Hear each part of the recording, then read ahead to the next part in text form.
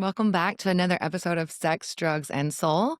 Today, I have on Justin Gottlieb. He is a sexual freedom coach, the Tantra love coach on Instagram, and a transformational guide. I thought I saw that somewhere too. I'm excited to dive into this with you today. I kind of have some notes, but I'm also like, okay, if we just throw it all to the wind and just kind of ping pong back and forth. But I would love to get your definition to start off, or welcome. Thank you. Thanks First. for having me. Yeah, no, I'm this is like, let's great. just dive in. Go for it. Of what Tantra is, even because I get asked this to this day, and sometimes I'm like, well, it's this, and it's this, and it's this, and it's all this. Yeah, I think if you just said it's self-acceptance and love, Mm, that would work well. mm, Tantra has many, many definitions. Just the fact that it's a Sanskrit word, and a lot of Sanskrit words have multiple things going on within it. So like, it can mean source, it can mean weaving, it can mean protection, it can mean all these different things when you go back. So what I teach more neo-tantra, so I like to kind of distill things down to today's day and create more modern definitions. And I found when I went to many different tantra workshops early on, I walked away going from each one with a different definition. And it is a big, broad term. It's an umbrella term because tantra can include breath work and energy work and yoga and meditation. And so you could go to one of these things, like, this is tantra yoga. And then all of a sudden you're in a, red tantra or a more, sexual tantra. And it's like, well, how is this the same? And it's not. It's just about life. It's about accepting the human experience. It's about owning your emotions, owning your sexuality, owning your body, and being able to move through this life of like, it's a gift to be here. How can I use my five senses to enjoy this life? And, maybe I'm just a spirit, and maybe this is a bonus world I got to go to and incarnated into this body. So what do I get to use it for? How do I get to explore this? And a lot of times, unfortunately, it starts with having to rid ourselves of the trauma, the indoctrination, the conditioning, and all the things that this world tends to heap upon us. So to me, if you could accept yourself fully as this human experience, you can be loving, receive love, be present, be connected. That's Tantra. And it's very simple. I think people really mess it up when they try to be like, all right, well, I need to do all these things to be Tantric. I need to get to this level. And it's really not about that. It's just about being human. yeah, I felt like it was a homecoming to myself. I'm like, oh, wait, there's a path that I can have my desires, my humanness, and embrace that. Because I kind of felt like my desires had to live over here if I wanted to be in this spiritual pathway. But now it just felt like I was like, oh yes, it's a homecoming of presence and intentionality. I guess I love what you said too about being a gift and how am I going to use that. Yeah, how did you stumble upon it or come into being a tantric facilitator or? Yeah, I started off life like any, I guess, regular kind of corporate dude. I went to college, I moved to Manhattan, I got a job in finance, and I kind of was living that life. And it wasn't until I moved to Miami, no less, in 2014, where I found a transformational training. It was kind of like a LifeSpring or Tony Robbins kind of training. And it just opened my eyes because it was very much a practical training that just showed me how I was showing up in my life. It showed me how to break through the things that were holding me back and how to bring that all into my life and really live a meaningful and purposeful life. So when that happened, it also had a lot of spiritual undertones in the teachings. And all of a sudden, going from someone who's like very corporate and kind of like, yeah, I don't know about this spiritual stuff and energy and all that, it's kind of seems like BS to me. I started to be like, maybe there's something to this. And then next thing I know, I'm doing breath work and I'm crying and my hands are tightening up and I'm like, oh my God, what's going on? It feels like I'm on drugs and why am I crying? And I was not. I was nothing. I was just breathing. And that started to make me crack a little more, and all the hardening of like being a man and being corporate and having to goal oriented started to fade. And then it was like, well, what are my gifts? What do I really enjoy in this world? And like, I was always researching sexuality. I was always trying to be a better lover, even from like a teenage years. And I also really enjoyed giving. Like I enjoyed having, a woman over and just saying, here's my body, like, have fun. You want to give me pleasure? Great. Like, I'm not used to this. Usually the guy's just taking from me, taking. And it was a really cool awakening for me. And then I'm like, well, if I'm going to quit the corporate world, which was pretty much my plan, and I want to get into more coaching and all of that, do I really just want to be a regular coach? And the answer was no, because I'm like, I did learn so much about the body and how important it is that we address the mind, the body, and the spirit if we really want to live a full life. So you're mixing the sexuality with spirituality. And I'm like, okay, Tantra. And then I had to go through a whole process of being like, can I actually do that? Can I be that Mm, guy? Like, am I going to put myself out there like that? Like, no one in my family and really in my world back then was spiritual, let alone understanding of like sex work and that kind of thing.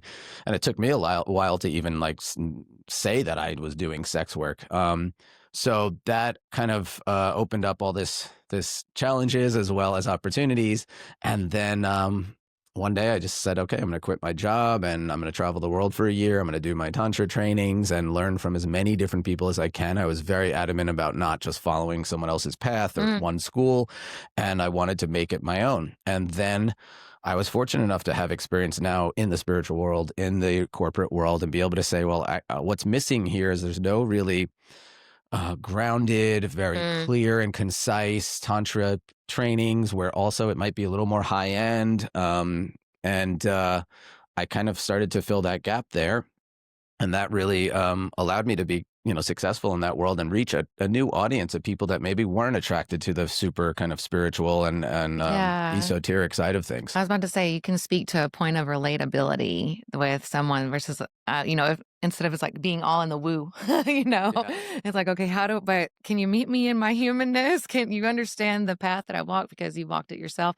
Was your family and friends receptive, or was that something that you had to kind of navigate as you like came out of like the tantric kind of sex work closet, or Um, I think just like the curious? people in my family know what they need to know, so Yeah. it's not like certain people don't know every extent in the Yeah, same. details. Yeah. But I think that I was fortunate enough to have a family who's pretty much their motto was, "As long as you're happy, Mm, I'm happy." And also, I was very fortunate enough to not have any like sexual shame heaped upon me or any mm, indoctrination.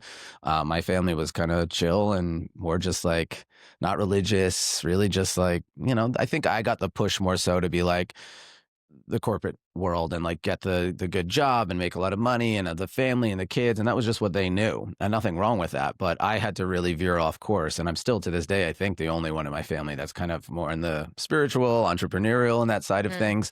And and it's all perfect, and I'm very happy, and I think everyone in my family is very happy for me. And I feel very fortunate because of course I work with a lot of people who have a lot of issues with family and trauma and not being understood. And I think the first step in getting out of that is really owning who you are and being really confident in who you are and being able Mhm. to communicate that, appropriately to people. My family did think I was in a cult when I first started the transformational training work because the next thing I know, I'm like, oh my God, I'm so empowered. Like, this is amazing. You guys got to join. You got to join. And I'm like, I sounded like I was in a cult, but it was because I was so amazed by how this woke Mhm. me up in my life. And, and then I learned the lesson that you can't really force that upon people. You Yeah. can't tell them that like this is going to change your life because they're like, well, I like my life. Why do I want to change it? Yeah. I know sometimes I'm like, "Drink this. It's Yeah, so the good. Kool-Aid, the It's so Kool-Aid was yummy over here." delicious. Yeah, yeah. I know, I think for back to myself too, I'm like, yeah, there is like an even though I felt probably had like a projection of like rejection that might have come from like some of my, even my mom to this day, she's like, "Yeah, a tantra client, what is that exactly?" I was like, "Ask what you really wanna know about." But I think that I had to get to a point of like ownership and acceptance for myself. It was, but I was projecting on them, "Oh, are they gonna still, like, love, accept me," all that stuff. But they're always like, "You're kinda like the weird hippie one. We kind of expect you to go on a different path." So I think it's courageous too that you're doing a path that's not necessarily, touted in, like, culture or, like, that we're told to walk down. Um I'm super curious. I know you like just before we came on here, you said you're not an expert in this, but I had an awesome workshop or I watched the recording of you doing a workshop on fantasies and pleasure priestess with Leola. And so I'd love to explore some of the fantasy questions that I have too.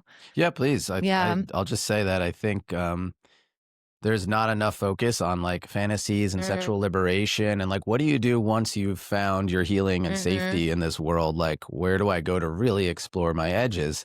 And that's an area that I like to work with my clients in, and there's really not a lot of outlets for it.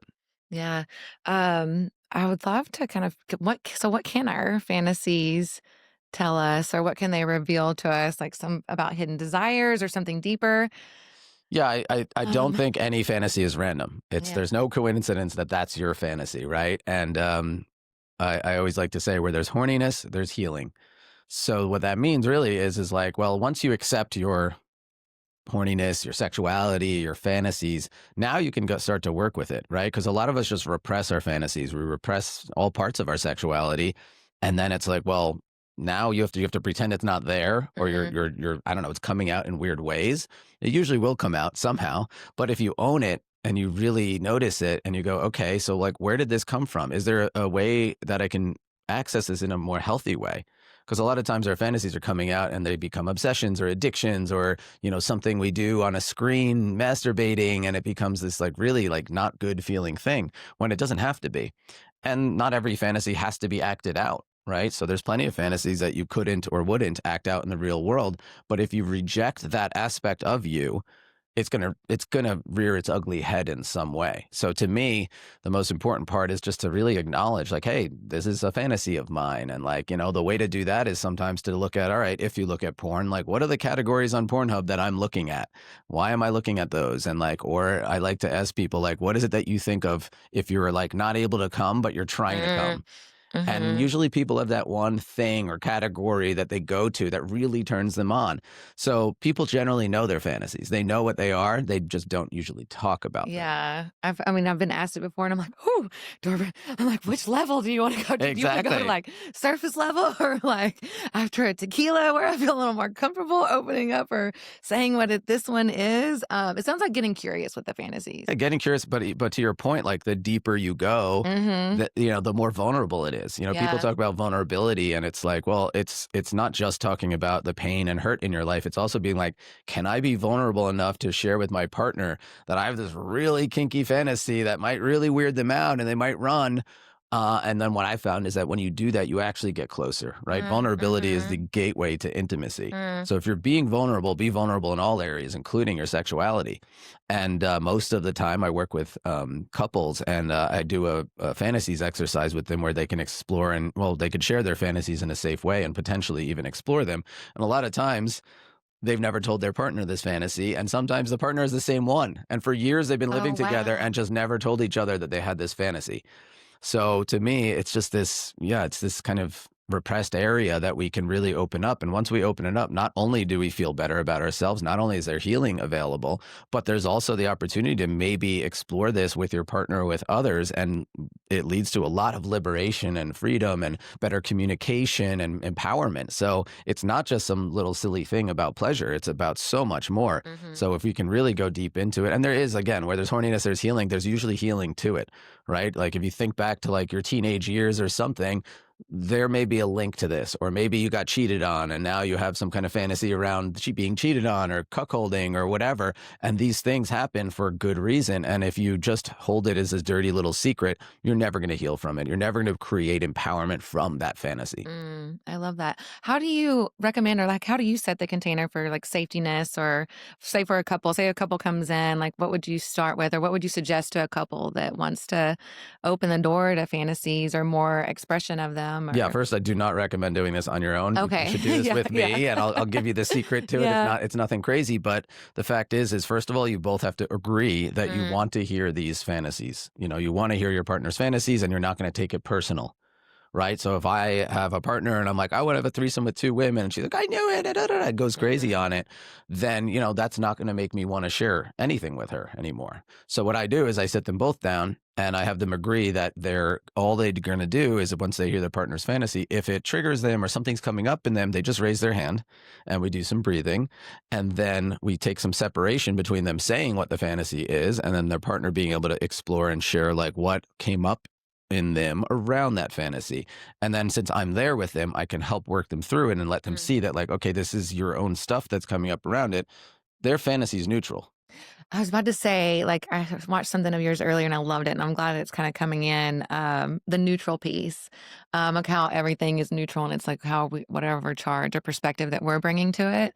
Love that. I would lo if you wanna Yeah, I expand mean, on all that. events Yeah. in this life are neutral. They're neutral until we charge them positive or negative. Mhm. So if my partner says that she wants to have gangbang, It's a neutral thing. That's whatever. There's nothing wrong with that, and that's fine. Now, if I charge that as an, oh my God, I'm not enough, and she wants all these other men, and oh my God, what do they look like? What do they have that I don't have? Now I'm charging that as a negative experience, and then I might resent her and have all these issues. If I just go like, wow, how amazing that my partner is willing to share this, and like maybe I could find like hotness in that and exploration, and like how could I give this gift to my partner and allow her to fulfill her fantasy? Why wouldn't I want her to have that? Now I've charged it as a positive experience. Mhm. And look, it's the exact same event, right? The event is this is what my partner wants, and I could be negative or it could be positive, and that's how you know it's neutral. Yeah, I love that piece. Like, because I feel like we're always bringing in like everything through our belief window or perspectives, and it's a good reminder. It was a good reminder for me. Like I watched when I watched that other episode of yours, because I was like in traffic. I was like, okay, I can either be really disgruntled on this drive, or I can put on this new song that I'm jamming out on repeat and like just have that experience of it. Traffic's a great example Yeah. because, like, you could literally use that time to call your grandma or someone you Yeah. haven't Oh, spoken to in yeah. a while and be like, "Wow, like, what a great opportunity I just had." Or you could be slamming on your horn or doing crazy stuff that they do in Miami, getting out of the Yeah. car. So, that's your You gotta life, hear and, they're packing. yeah, exactly. Yeah. And I'm like, we're making up stories all day long. We are Mhm. story making machines as Mm, human beings. And the question is are we making up stories that serve us, or are we making up stories that really enslave us? mm. Yeah, if we could ask ourselves that question. Okay, so I'm curious too, like, is there any fantasies that you've seen people bring and that have had like a big like transformation or deeper awareness gained or that it's transpired in their lives kind of from the bedroom and it's trickled outward to like their day-to-day life or I mean, it doesn't. It's not even fantasy specific, but I could Mhm. say that like there's a lot of fantasies that you might be surprised are pretty common. Like there's a Mm, lot of fantasies where men want to see their woman with another man yeah. in a safe way, Mhm. and I think there's a lot of things that are really hot about that, that could be really healing about that, and I do find that like those men really really care about their partner, unless it's their fantasy and they really get off on it and she doesn't really care for it, right? So Mhm. now then it becomes something else. So that's an interesting one that comes through a lot. I think the common ones are like multiple people and all of Yeah. that. And when people tell me that, I'm like, okay, that's great. And then I'm always wondering like what's the Underneath next it. level? What are the other ones? Because that's like a very easy one just to say. Mhm. Because like Like I think it's threesome probably or the most common. it's Yeah, just to more say threesome. accepted. Exactly. So Yeah. what I really want to know from people is what is your most taboo fantasy? And some of them are illegal, right? If you were to actually act them out. But Yeah. like we need to accept that. We need to accept that there are people that want to have daddy, daughter little sexy Mhm. things and role plays. They want to have the doctor patient role play. They want to have these things and they're maybe even obsessing over it. And partly why they're obsessing over it because it's so taboo to share that with anyone. Mm. Yet I do find that when people do, there's a lot of people that also have it and they're finally like, oh, thank God. Like I've been holding this secret my whole life.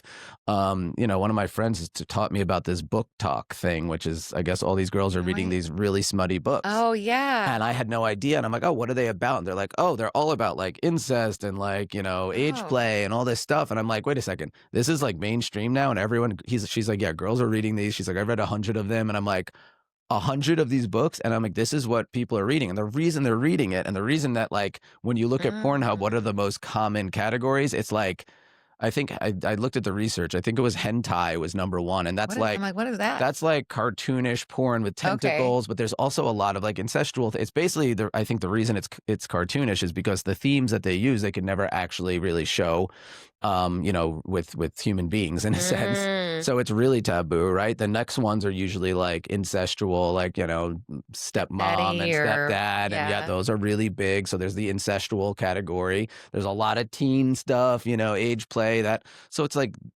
we're behind the computer screen or the phone we're showing truthfully this is what the data shows Mhm. that we're really kinky taboo people, but then when it all comes out and we have to actually share it we're just like, oh, I want a threesome.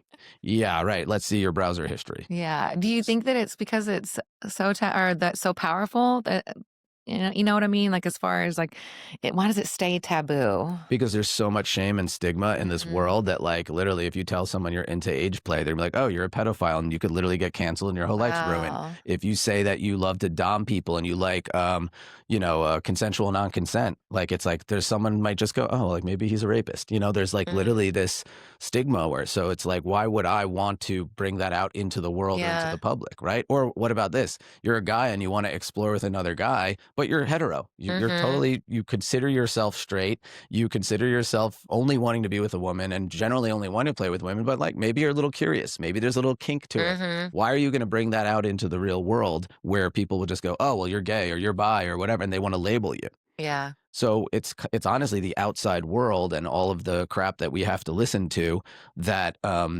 is what stops people from sharing these kind of things, and it causes a lot of problems. Like I think if people were able to share these things, you could find outlets that are healthy to explore this stuff, and then maybe you don't go on and have it come out in Mm. unhealthy ways. Mhm. So it's a really, edgy topic, but in the end, I think if we were able to um, give space for people to share this stuff and not feel so, it's kind of like STIs, right? Like Mhm. it's become a lot less stigmatized to kind of have those conversations. We teach that at my retreat, and we're talking about like it's not a big deal. Like it's okay to share these things where it used to be like, "Oh my god, you're disgusting." And people would say stuff like that and the movies and the media would be like, Yeah. "Oh, you have herpes." And it was like a joke. And people would feel so bad. They go, "Well, I'm not going to speak up about that." Mm. So now, I think that's clearly happening with fantasies and people just sharing their sexual truths in general. So yeah, it's a tough world to come out and say that, Yeah. and that's why I'm giving space to people to do that in a safe way with me and their partner. I facilitate different workshops and things around that, just so people can, as comfortably as they feel, step into that role. In one of my workshops, I have different kind of sides of fantasy. So let's just say an easy one would be like the dom and the sub. Mhm. And we talk about it all. And then it's like, okay, if you feel like you're a dom and you want to own it, go stand in the dom side. And if you feel like you're a sub, go stand in the sub side. And just standing there and being seen with other people who are also in that side and then other people that are in the other polarity there is like a big step for people. But to Mhm. own that is really, again, that's the first step. If you can't Wow. own it, you're not going to be able to work on it. You're not going to be able to explore it. So it is a really important aspect of our sexual liberation journey. Yeah. I'm like, yeah, how do we start releasing some of the shame? I know I had a guy ask or come to me and he had this fantasy around trans women or like, and he was like, but does that make me gay? I'm like, I can't answer that for you. It is okay if you are, but I can't answer that question for you. But I'm like, how do we start to release some of the shame or boost? I mean, going to those workshops and stuff. But if someone's not quite that ready to go to a workshop or something like that, what do you I think you got to get suggest? people around you that are not Yeah. going to like label you or stigmatize you for Yeah. whatever. Yeah. There's certain people in my life that I definitely feel comfortable sharing different fantasies and things Mm, about, and like they do the same with me. And I'm like, wow, they're in my inner circle of fantasies, right? I don't need to go share my fantasies with everyone in the mhm. world, right? Mm-mm. And partly because like they don't have the same understanding and like they could be taken out of context. So like, why would I want to take that risk? Mhm. So ideally, if everyone started learning about this stuff and everyone started being able to communicate about it, and it wasn't like this, like, ha ha ha, like you're gay, you're this, you're Yeah. whatever, then I think everyone would be more comfortable. And I think the ones that are pointing fingers, they're just uneducated about it, and they're the ones who probably have the deepest seated, fantasies that they don't share with anybody. Yeah. Then they're judging Yeah, themselves it's a lot of but it's like, projection yeah. and it's tough and like you have to do the healing work and like, most people's fantasies are super buried. And if you're not on that kind of at least personal development journey or maybe even further along on the sexual development journey, then you're going to be yeah, you're going to get stuck in this one area. And I think it's an important area. And I think there's a lot of relationships that would also be saved if there was more talking about fantasies. And like people ask, how do you spice up relationships and all that? Well, first, you got to make time for, sex, first of all. And then secondly, like, what do you do in that time? Mm, There's a lot of different ways that I help couples reignite that fire. One of them is just simply like, hey, take 15 minutes of just giving to your partner and you receive, and then you switch. we're too easily like kind of just transacting and like, okay, you're Yeah. doing this to me, but now I have to do this to you and whatever. We don't actually get to take the time to be like, what do I really like? And if I'm just receiving for 15 minutes and I could communicate and explore and tell this person this is my pleasure map and this is what I like, you could learn a lot. And now every time you do that, you're learning more about your partner, and now your sex is going to exponentially be better. Your pleasure is going to be exponentially better. So that's one way to do that. But then also like, what if you want to role play? What if you want to get into your fantasies? What if you want to read some of these like kinky books and like Yeah. talk to each other about that? A lot of people want to know about their partner's past, or like, oh, tell me a sexy story of something you did with somebody else and whatever. And like, but then sometimes they'll be met with like, oh, what? Like, I'm not good enough just the way I am. Like, we need to go like there, or like, why? What? You're just going to get jealous and like yell at me for this. So there's a lot of different reasons why people just don't step into that. So it really starts with trust and communication. And in Mhm. most cases, you do want someone like me to help guide the experience, because like it can get edgy. It can create, issues and jealousy and all those things if you're not doing it right and at the right pace. Mhm. Yeah, it sounds like, prioritizing it, prioritizing the relationship. I heard someone say the other day, they're like, "Scheduling sex or that intentional time is sexy." It's like, 'cause what else we put everything on our calendars these days, so why not put our partner and dedicate some time to that? You mentioned jealousy. Yeah, I'm curious, about that, like, how to navigate for someone if jealousy is coming up and Yeah, I mean, for the record, I get jealous. Like, I, Oh, I don't, I yeah, I don't have think there's like, too. yeah, there's no like way that you I just don't think like it's rational you don't evolve to a sometimes. point where you don't Yeah, get jealous. yeah. And this is part of like my definition of Tantra around acceptance, is accepting all emotions of this human Mm, experience. So if you only accept the good emotions like happiness and, joy and all these other things, but you mm, repress the rest, you're going to turn into a monster. It's going to happen, right? So we need to accept our sadness. We need to accept our anger. We need to accept jealousy as this thing that's part of this experience. And once we accept it, we can work with it. If we don't accept it or we don't acknowledge it, then that's when we punch a wall. That's when we go do something that ruins our relationship. mm, So to be able to accept this emotion, accept jealousy, then we can like take a breath when we're feeling it. We know what it is like, right? And sometimes it feels like your whole world is ending. And in reality, it's very rarely is it, right? Like your partner's going to talk to some guy and you can see she's being a little flirty, and it's like, okay, all right, I have a great relationship with my partner. She loves me. I'm been a great person for her. Like, even if she was interested in this guy, I don't think she would just like go leave me right now. And all these things can go through, and you can have a conscious conversation with yourself and also realize, again, you're making up a story. So if you're going to make up a story, make up one that works for you. And then also like, don't let it be this like hidden thing. You can speak to your partner and to say, hey, I just want to let you know, I like got a little jealous. It was interesting. I felt a little jealousy come up when you're talking to that guy. And she might be like, "Oh my God, like that's so cute. Like, thank you for telling me. Like, why do you think that is? Like, just so you know, I would never like do anything outside of the agreements of our relationship." There's reassurance available. There's so many different ways that mhm, we can work with that. And it also could be like, wow, because of that, I noticed I have this insecurity, or I noticed that this touched on something that happened when I was a teenager. And now you can really talk about it. And man, that really brings relationships closer. So the opportunity to make a neutral experience mhm. or event into something positive is there, or you could totally destroy your relationship, and this Yeah, this your partner could be like, wow, you're like a jealous narcissist, and yeah, now you're a psychotic, and I can't be with you now. That is literally like in the blink of an eye. That's how mm. relationships can end or get better. Wow, yeah, it sounds like an opportunity to definitely deepen the connection. Yeah, but are people conscious enough and Not present enough always, to do yeah, that? And like, no, and I'm gonna say it's not easy. Like it yeah, happens to all of us.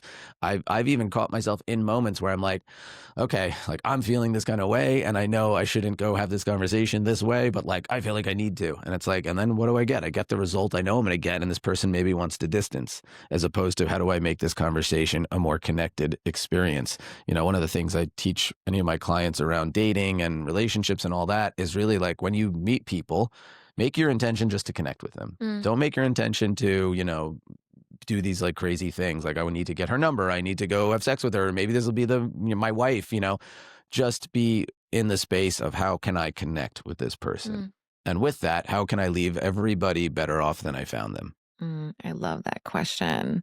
God, I really hope to leave people, yeah, that I encounter, like, even, like, if it's a minute kind of, interaction or something that's more, I guess, what, longer lasting in my Yeah, I life. mean, there's it happens Uh, every moment of our lives that we're able yeah. to, like, leave some and it doesn't mean we have to necessarily go coach them or do something, Mhm. like, I don't know, there was this guy, the homeless guy, I don't know what was going on last night, and he just was, like, taking the garbage cans out of the containers here in Austin and just was throwing them in the streets, going crazy, knocking over the, scooters and stuff, and this other guy was just walking by, and he's like looks at me, he's like, "Oh my god." He's like, "Should we call the police? Like, what's going on? This guy's just, like, vandalizing everything." And I was just like, I don't know. I don't want to get involved. I don't want anything to happen." But then this guy's like, maybe we should at least clean this up. So I'm like, yeah. And I helped him and we put the garbage cans back. And like, I don't know if this guy saw us doing that, but even if he did, we didn't confront him. We didn't kind of try to do anything and change what he was doing. But maybe he saw that we were like cleaning up after him. And maybe that Mhm. left him a little better off than we found him. And maybe he said, oh man, like I don't need to do like why would I want to put this on other people? I don't know. Mhm. But in the end, at least I walked away with an experience of being like, I tried to leave this person better off than I found them. And, we don't always know what that result is going to be. Yeah, yeah. Even when sometimes I'm like, "I don't know if they're thinking that, but maybe in the long run, they'll say," you know?